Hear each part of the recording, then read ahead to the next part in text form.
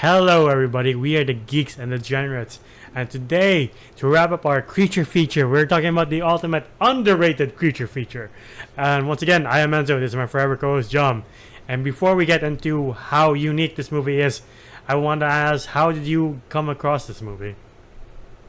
Dude, do you know how I came across this movie? I keep seeing it in theaters everywhere. I see the poster, it's the house with a jigsaw puzzle. Yeah. And I was like, oh, it's just another. Okay, don't blame me, but it's 2012. Yeah. We're getting a lot of Sinister to Insidious to The Conjuring clones. Yeah. Where we were getting a lot of really bad, B-grade horror movies. Yeah. And when I saw this one, I was like, and everyone's was like, yeah. People were like, oh, it's so scary, it's so no. I was like, seems kind of, Yeah. I was very skeptical of it. And I heard from somebody who was like, oh, they tried to be creative with it, and it kind of ruined the movie for me. I just wish it was just a straight up horror movie. I was like, that's why I was like, what you mean? And this was years later. This is years later, where I find out that, holy shit, this movie is actually absolutely sick, and I feel bad for not watching it in theaters. I was like, what? Because we only saw trailers of it. Yeah. And it showed it to us as if it was a regular Teen horror movie. Cabin in the Woods. Yeah. Just Cabin in the Woods, horror, hillbilly massacre, chainsaw massacre kind of bullshit. Yeah. I was like, okay, fine. And I gave it a try. And I'm fairly surprised. I am very happy I was, because this thing was so creative. This thing was so, nicely made, and the humor here was so great. Yeah. The casting for, Jake Peralta's dad, I forgot his name. He's from Get Out. Bradley Such a good actor. Whitford, I believe his name. I don't know how to pronounce his last name. But he also has the dad from Step Brothers as his, co-worker. Oh my god, yeah, that was him! Yeah! Yeah, that's why he's so familiar. I was like, oh yeah. Yeah, and they're these co-workers, because you see the opening credits, you're like, oh shit. You see Mayan sacrifices, British sacrifices, sacrifices all shape and sizes. Yeah. And then it just cuts to two guys in front of a water fountain or a fax machine, I forgot what it was. Yeah. And just talking about how his wife is just taking over when it comes to redecorating the house. I was like, what? Yeah.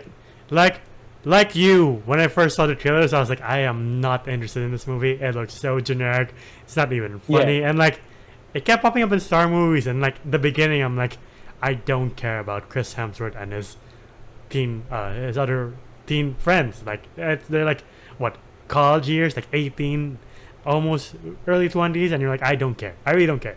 And next time I go back, because randomly I'm like, maybe I'm just bored. I just want to finish this movie because I did start it.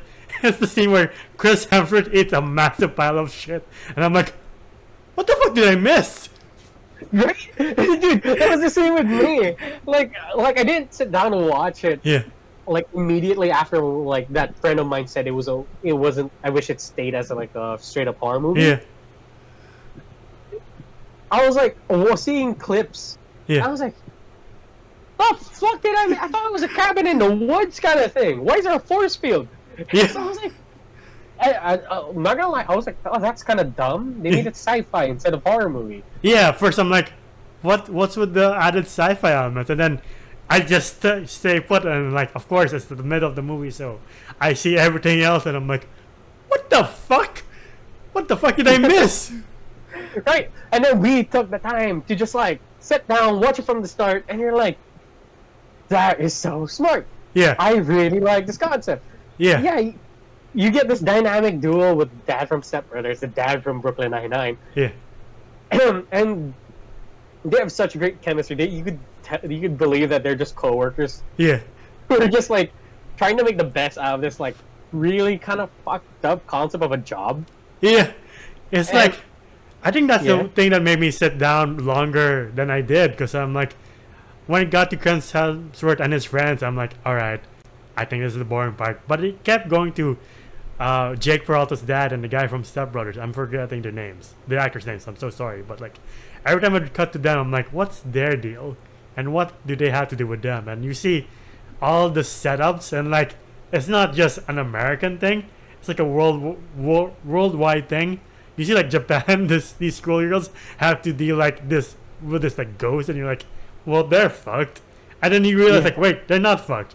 So America's the last thing standing, and you see other creatures like Argentina has like this demon gorilla, and you're like, I kind of want to see the cut for that movie, that situation. Right? I love the entire like plot of it. Like it's every maybe like monster to horror movie concept, but in real life, and it's a whole conspiracy of just like we're just trying to keep the gods at bay, and it's very SCP. I don't know if you've ever like dipped your toes into the world of SCP.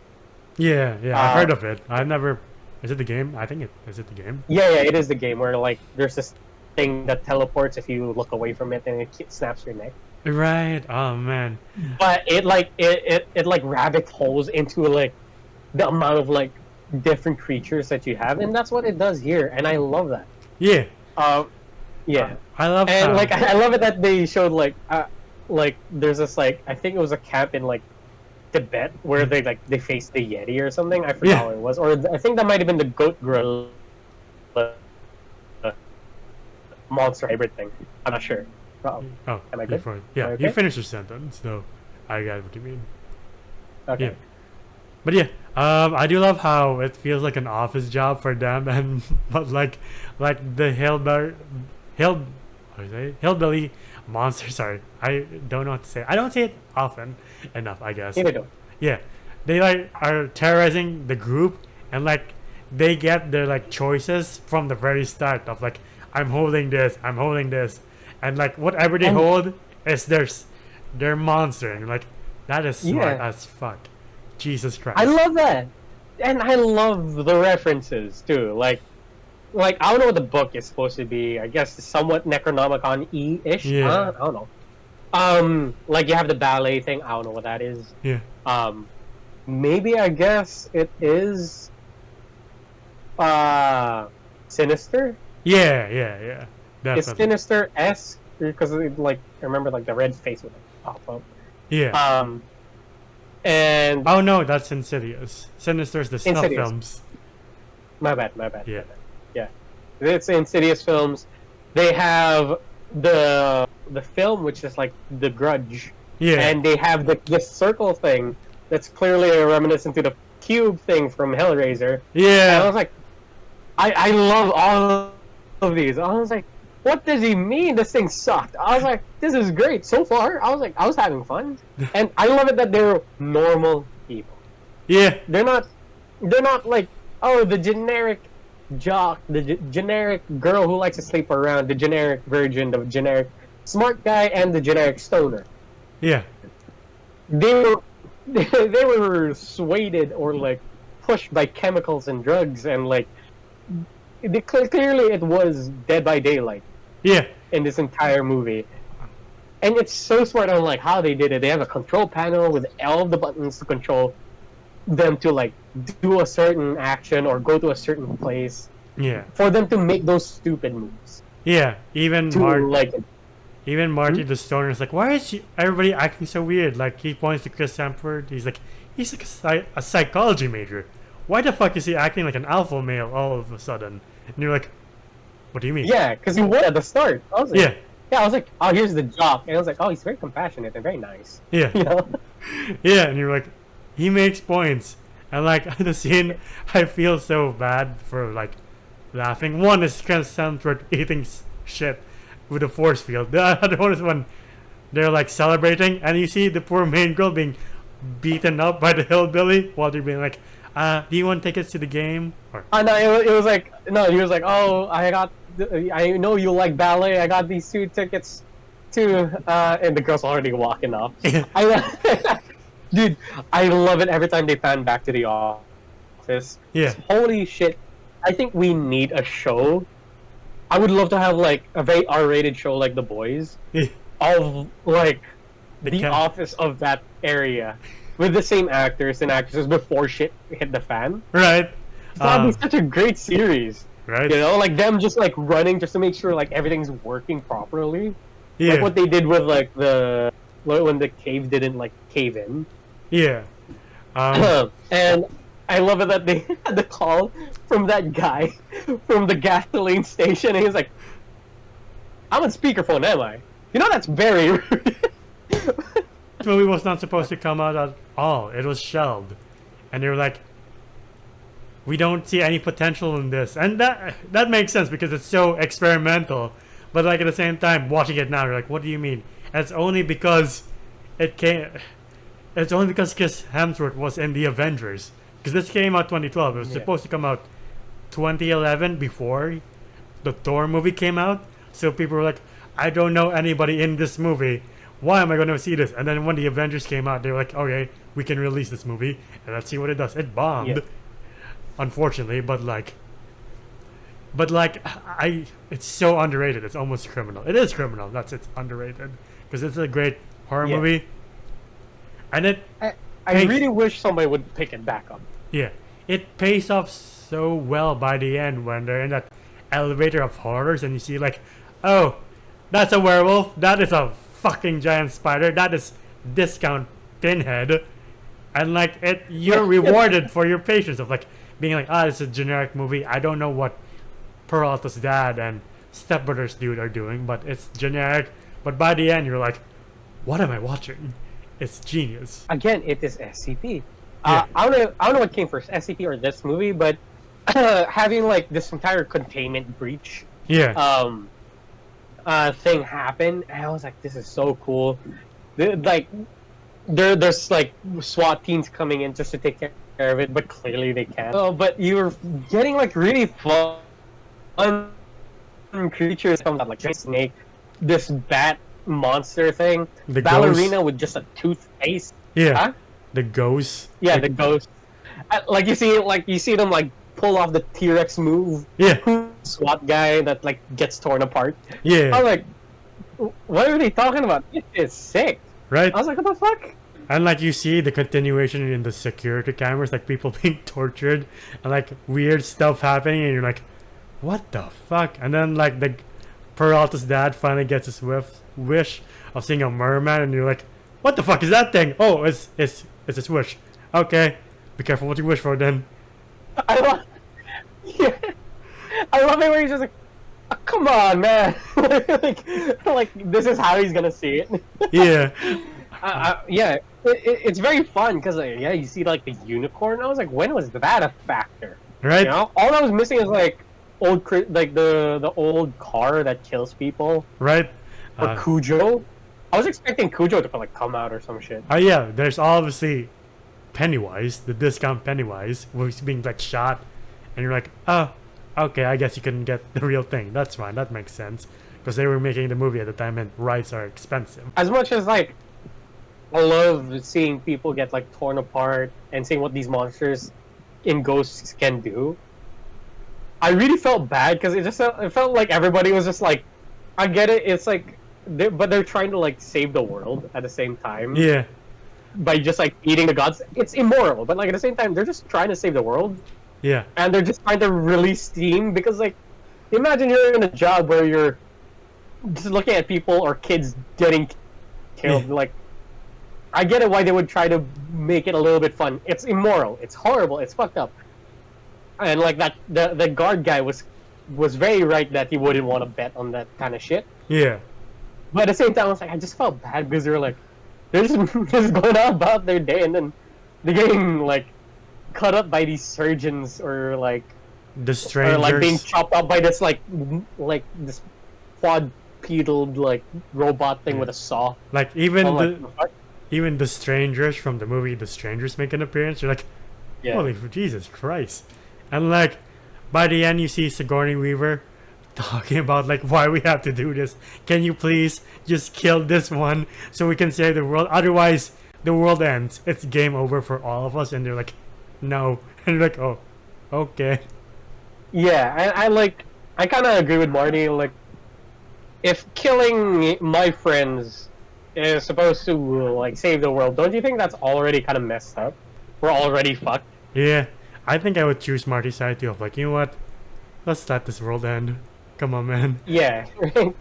And like I don't blame what's the girl's name for like maybe about to shoot him Yeah, to save the world, yeah.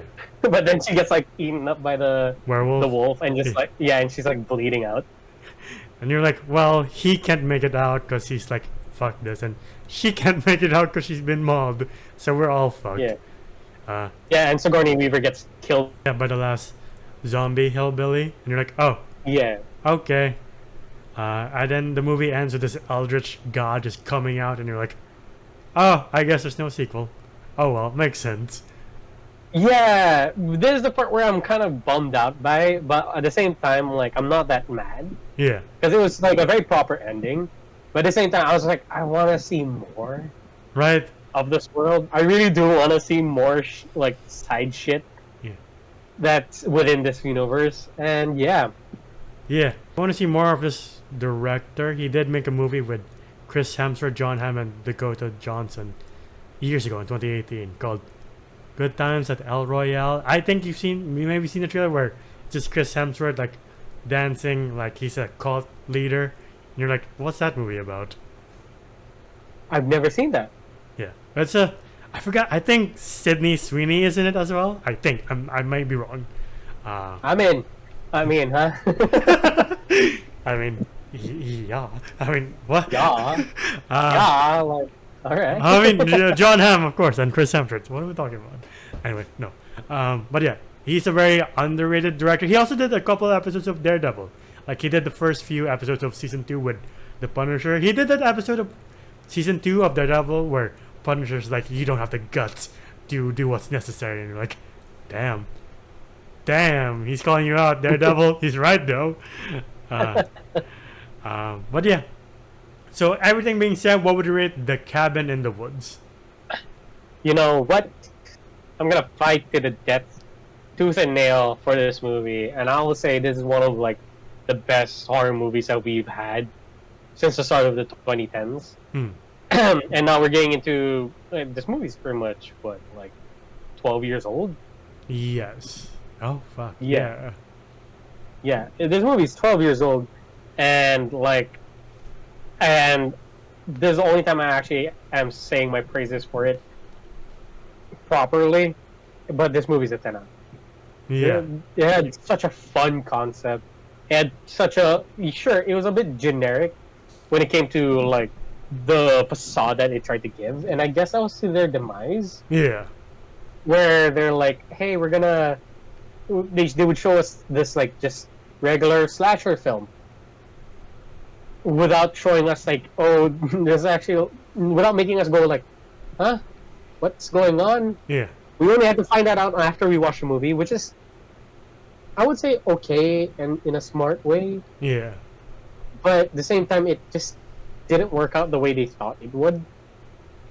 But yeah, I'm just disappointed that it didn't do well. But other than that, everybody did an amazing job. The monsters were great. I love it that the werewolf was practical. Yeah. A lot of monsters here were very practical. Some were CGI. Some CGIs were a little shitty, but it's fine. Yeah. I love the whole containment breach. Like, corporate actually has like monsters at it ready to kill some teenagers for a ritualistic, way. Yeah. And it's very different for each country. Yeah. Again, I need a series where it is this company. We don't even have the name of the company Yeah. that's doing this. And like they're just in charge of just making sure the sacrifices go well. Yeah. And I just want to see an entire TV series or maybe a movie about it, or seeing more movies like this in the same universe, just in different countries and how they would do it. I was fine going with every reference that they were trying to give, even though it's like, oh, I know that, even though nobody else would like catch it. Yeah. But anyway, yeah, this movie was so fun. This movie was very smart, and it was perfectly written. It was funny. It was the amount of gore and amount of like slasher-esque type deal that kind of fed into our like Yeah. slasher horror film needs. Yeah. Yeah. So yeah, again, 10 out of 10. The director of this, if you're watching this, please, or anyone who has money, please fund this director to make more movies like this. Yeah. Because he is a very smart man, and he's very underrated. Yeah. And I love this entire movie. Yeah. Like you, I cannot see it giving it anything less than a 10 out of 10. It's a very smart movie. Like the monsters, I appreciate it's a mix of like known and it's generic. Like it's like those weird teen movies where you're like they're fighting a what? That's cheap. Okay, I guess it's this movie where it's obviously you're there for the eye candy. And you're like, yes, these are fine bad people, but this movie fucking sucks. But like here, you're like, wow, this movie is fucking smart, and that's the best thing about this movie, that it mixes it up so well. And like the bad guys of the corporation are not over the top like Umbrella Corps. We're like, they're obviously bad. They're just like, we're here doing a job. I would love to see a movie of the origins of this, because this goes back to the Aztecs, and I would like to see like an office comedy with the Aztecs starting this out, where they're like, I guess if we sacrifice this much, we can make the gods happy. Let's figure it out, boys. And you're like, oh, okay. But yeah, I just really love this movie, and I wish I saw more movies like this, because throughout the 2010s, like you said at the beginning, there are a lot of fucking Conjuring clones, and even the Conjuring universe. You're kind of like, can we just end this universe, please? I'm really tired of this, man. They're still going, by the way. Yeah, they are. They're still making another Insidious or another Sinister. I don't know. Oh yeah, okay. Oh, I mean, okay, Sinister maybe. I don't think we got a sequel to Sinister. We do. We have Sinisters 2. 2. It's poo-poo. It's pretty bad. Okay, never mind. Not bad. Yeah, but yeah. To the audience watching, what's your favorite underrated horror movie? Whatever it is, comment down below. There, I mentioned The Strangers, and The Strangers is pretty underrated. Well, it's a pretty good horror movie too. So maybe we'll do that one of these days. Maybe for this Halloween, who knows? But yeah, if you like our videos, please leave them a like, subscribe, and ding the bell icon to get notified of when we upload next. We're also on Spotify and TikTok to see our best and funniest moments. Spotify to hear us on the go. And the video ends Wolf on Letterboxd and Zoda's Voices on TikTok. Where can they find you? You can find me at JohnJoel_ on Instagram. It is my account. And until the next time, we'll see you then. Bye, everybody. Ciao.